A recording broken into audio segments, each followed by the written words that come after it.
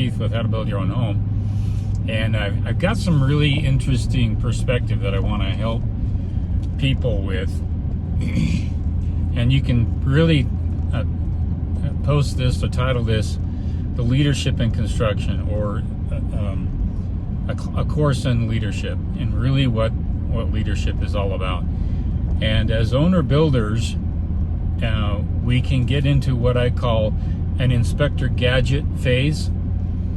And that's the type of person that researches and researches and researches. And then they find out information. And as a result, there's a tendency to kind of usurp command and control. For example, I had a builder call me today, a really good friend, and he sold a home. It was a spec home. I don't think he mind mentioning this because I'm not giving any names out or anything like this. But it's similar to a phone call I get a lot of times from fellow builders in the area. And gave me a call, and he says, "Hey, Keith, I got a problem. I got a spec home, sold it to a client, and they're saying that I don't have enough vents in the roof. And what calculations do you go through when it comes to vents in the roof?" And he went on about a lot of things about this client that he sold a home to. And then he sent the plans to the client, and then on the plans it indicated, a certain number of vents per the design of the architect. But the architect is not an engineer, and an architect is not familiar, at least most of them are not familiar with the airflow requirements in an attic, stuff like that. Okay. And so this buyer is driving the builder absolutely bonkers with all kinds of inspector gadget scenarios where they're investigating all these things and claiming this on the bill. And I don't mind that so much, and I can understand the need to know, and we can understand some people have a tenacity that's just nonstop like that. What happens is when you get involved in the actual process of the construction of the build. A couple of years ago, I was on a roof. I don't do roofs anymore, but I was on a roof doing a tile roof and just checking my guys. And the owner that was purchasing the build was out there all the time. And hey, that tile it's a little bit off. You need to move that tile. Literally was on site, telling the crew what to do and how to do it, and all the time, really micromanaging the entire situation. That gets to be really, really difficult. Nobody wants to come on the job site. I had another client, this is many years ago, that literally sat there like this with his arms folded and looked at everybody and watched everybody and what they were doing. Wasn't friendly with them, didn't give them some lemonade on a hot day, didn't bring cookies to them and thank them for the work they were doing. Just literally sat there like this and looked at everything, was scrutinizing everything. And that's where you want to avoid. You want to avoid making people uncomfortable. You want to avoid that kind of thing. But it can get worse, where clients can actually, without the approval of the builder, start calling subcontractors or calling other subcontractors to come on a job site and look at the work. And that gets to be really, really painful, because it's the same thing you see in the corporate world, where people go behind the scenes, behind other people, to get control of a situation, to make another person who's got the responsibility, has got the accountability to make things happen the way they're supposed to happen. When you do that, that gets to be very obnoxious and painful, and now you've created an adversarial situation, okay? Now, if you're upfront with the builder and you're communicating with the builder, I'd like to do it this way. I've got a friend who wants to do it. Can I have him come in and do this one thing? It would be happy if I did that. Great. Everything's communicated. Everything's understood. But I've seen owner builders, not quite owner builders, but clients and even owner builders that get in the way of the system, of the process. And you want to build relationships with people. You don't want to create avenues of obstruction. It's the same thing in the medical community. Now, I can understand a lot of medical doctors don't research outlier techniques, outlier understandings, and real ideas that help with health. They just go with whatever Big Pharma tells them to do. Now, I would like them to research, like, for example, when this thing came along and everybody was getting sick, there were some things out there that were solving the problem, and not this thing, not the jab thing, all right? And you couldn't communicate that because there was such an overbearing control of what is allowable and what's not allowable in the establishment. I like to be an outlier. I like to break with the mold. I like to do things that, people don't typically do. I like to seek new technologies and that kind of stuff.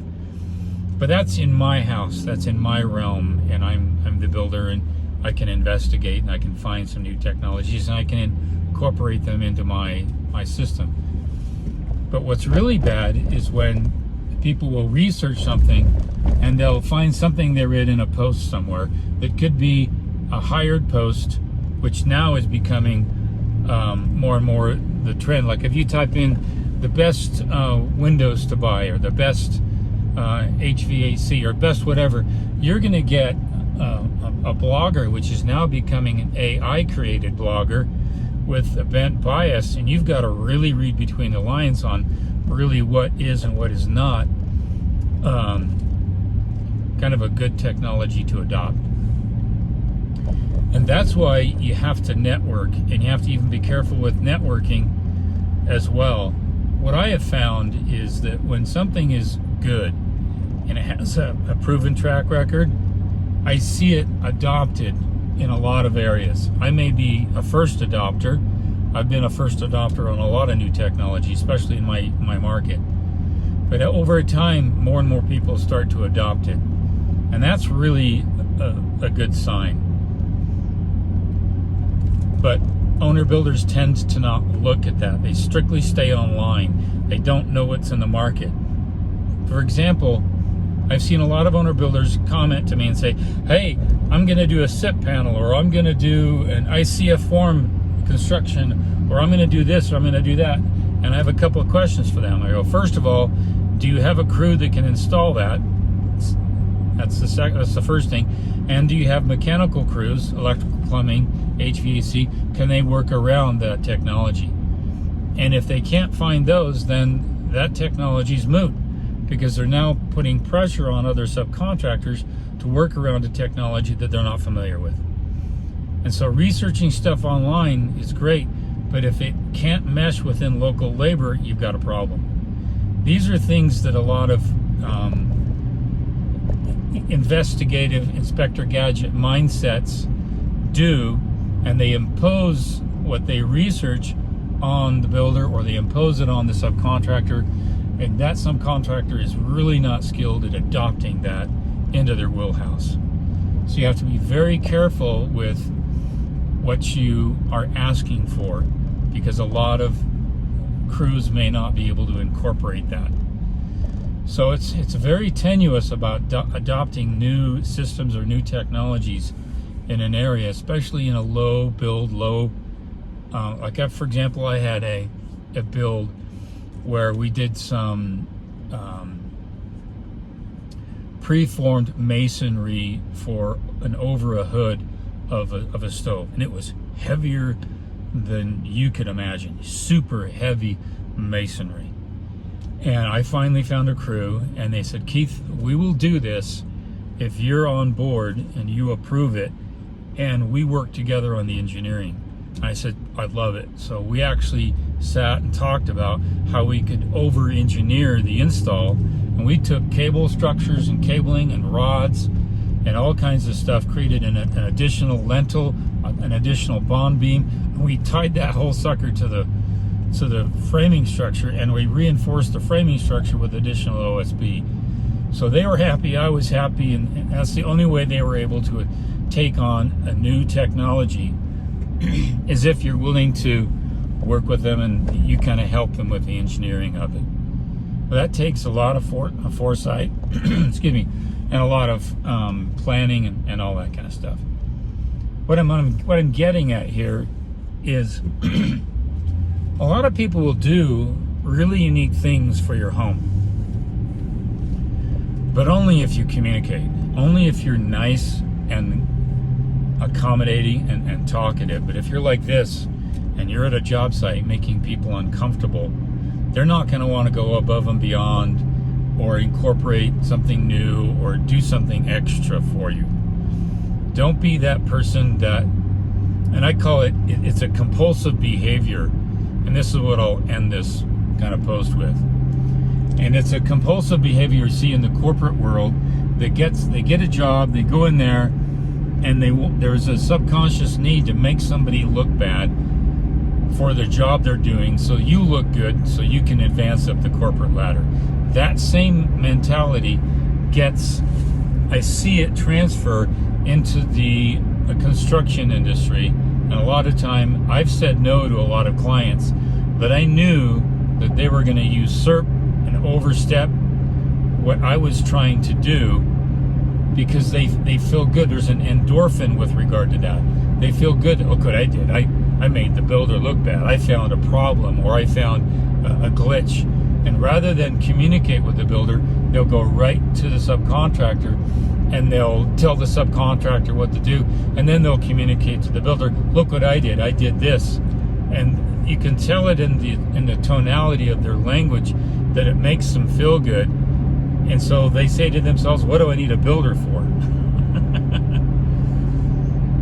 You see what I'm getting at? If you don't trust your builder, you shouldn't have hired that builder in the first place. If you don't know how to communicate with that builder, you shouldn't have hired that builder in the first case. You have to know how to communicate with people. Never take away from the builder their liability, their responsibility.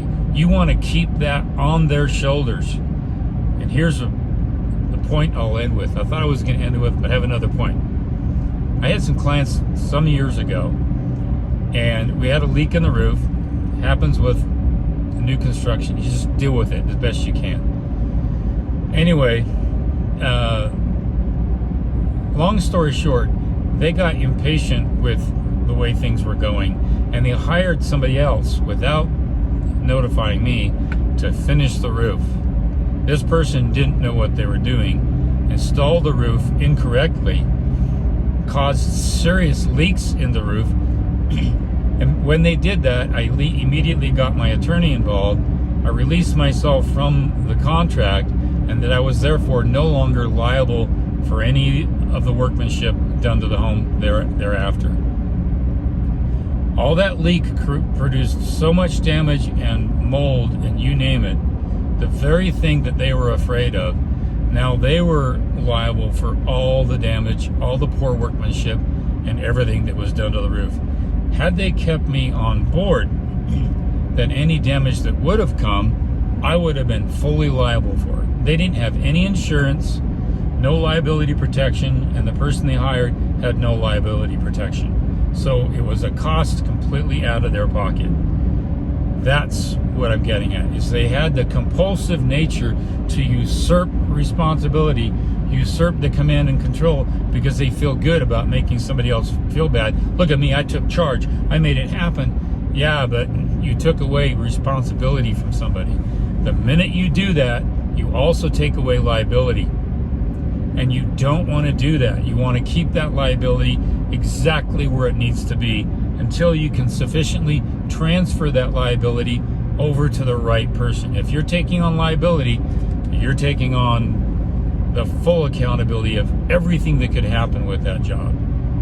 And that's where you want to be careful. And when a builder builds a home, they're taking on liability, a massive amount of liability for all the subcontractors that come on that job. And the minute you usurp that and you start talking to the subcontractor and telling them what to do and making yourself feel good because you're now in command, you're in control now, and you feel good about that, you've done yourself a serious